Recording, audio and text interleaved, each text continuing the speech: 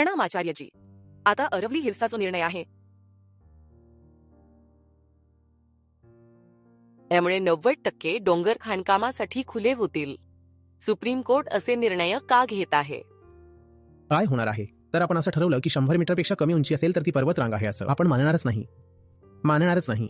मग त्याचं काय होईल? इथं ड्रिलिंग आणि ब्लास्टिंग होईल. याची सुरुवात इथूनच होईल. दगड निघेल आणि तो दगड ट्रकमध्ये भरून नेला जाईल. जो डोंगर होता तो दगड झाला. तो दगड ट्रकमध्ये भरला जाईल आणि मग तो दगड फोडून काय बनवलं जाईल? खडी आणि वाळू. ठीक आहे. या सगळ्याचा नफा कोणाला मिळणार आहे? कोणाला? तो जो खाणकामाचा ठेकेदार आहे त्याला मिळणार आहे. आता तो दगड तिथून हटला. ती जागा जवळपास सपाट झाली. तशीही ती खूप उंच नव्हतीच. ती जागा थोडी सपाट झाली की मग आता तिथं बिल्डर येईल आणि तो तिथं अरवली ग्रीन्स उभं करेल आणि तो म्हणेल, तुम्ही इथं या, इथं मी रिसॉर्ट पण बनवतोय आणि इको टुरिझम करा. मग फायदा कोणाचा झाला? तो जो बिल्डर आहे तो तिथं आता राहण्यासाठी घरं बांधेल आणि तिथं 5 स्टार हॉटेल्स उघडतील आणि श्रीमंतांना सांगितलं जाईल की या इथं इको टुरिझम करा. कुठे तुम्ही गुडगावमध्ये बसला आहात, कुठे जयपूर आणि दिल्लीत बसला आहात, या इथं टुरिझम करा. आणि तिथं आता वेडिंग डेस्टिनेशन सुद्धा बनतील. आणि हे सगळं काही खूप फायदा दिसतोय ना, की नाही दिसत? आणि त्या ठिकाणी पाणी तर नाहीये, पण तिथं ज्या रेसिडेन्शियल प्रॉपर्टीज तयार होतील त्या खूप महागड्या असतील.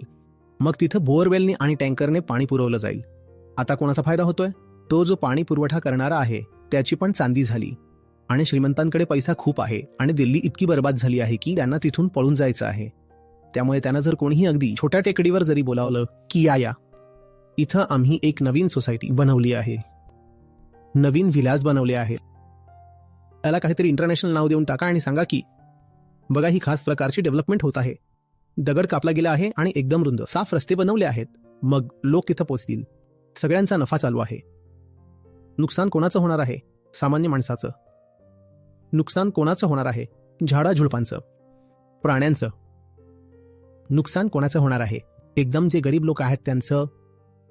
आणि नुकसान कोणाचं होणार आहे? त्यांचं जे अजून जन्मालाही आले नाहीत. ही चोरी फक्त गरिबांच्या खिशातून केली जात नाहीये. ही चोरी अजून न जन्मलेल्या पिढ्यांच्या खिशातून सुद्धा केली जात आहे.